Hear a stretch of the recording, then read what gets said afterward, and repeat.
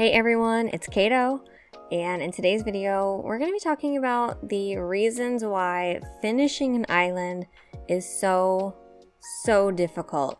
So if you're interested in content like this and you want to see more in the future, I'd appreciate if you'd like and subscribe. Make sure you hit that notification bell if you want to get notified every time that I post, but let's get right into it. So at the moment, I am working on designing 2 different islands. I have my fall no terraforming island. I also have my spooky Halloween island that I'm working on at the same time. And as I'm working on these islands, I'm just realizing how challenging it is to truly finish an island. I think there are several reasons for that. I'm going to talk about my top 5 reasons why I'm finding it so difficult to get these islands done. Let's go ahead and get the first reason out of the way. I think it's the most obvious and tends to get in the way the most, and that is just real life. I don't always have all the time that I want to spend creating these islands. I work on them during my streams. That's when I have the most time, but I do have a family. I have work outside of YouTube. I have a lot going on, so real life takes over, and that is perfectly fine. I think sometimes we can put a lot of pressure on ourselves to finish our islands for whatever reason.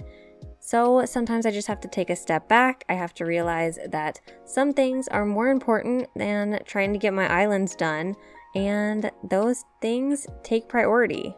At the end of the day, this is a video game. I want it to remain fun and not feel like a chore. So anytime I'm feeling that way, I kind of just put it down. I go and do something else. And then I come back to it when I'm feeling like I want to start working on it again.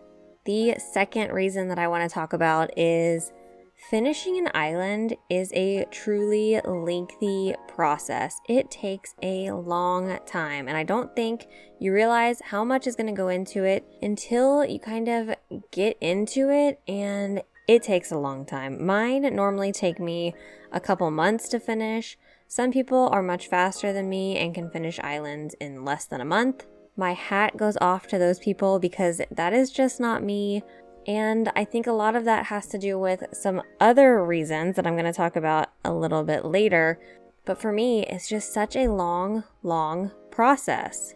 I think there are 2 main factors that go into this. I think part of it is me and the way that I analyze things. But I think another part of it is Animal Crossing is meant to be kind of a slow burn style of game. So things are just not quick to do. So that really plays into it. Things like moving houses, building inclines. Your pocket space is limited, so you can only have 40 items. Going back and forth to storage, it's all just very time consuming. Getting the items that you need is time consuming, which I don't fault Animal Crossing for that. I totally realize that that is the intended style of play for the game, and I'm playing it in a way that was not necessarily intended, which is totally fine.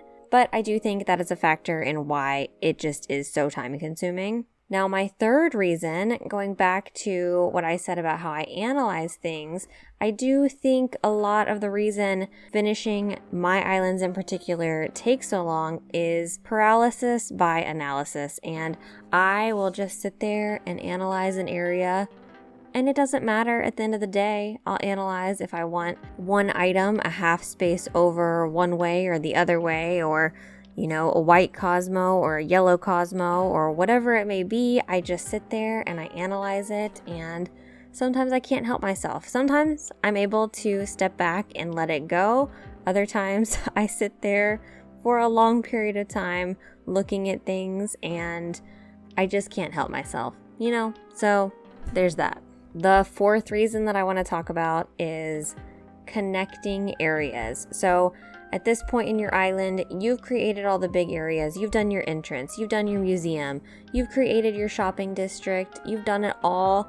And all you have left are those little areas between all of your bigger areas. It's nothing too exciting. You don't really want to do it. You've finished all of your main ideas, and now you've got to put everything together. And that to me is what I've been struggling with the most for this no terraforming island that I'm working on.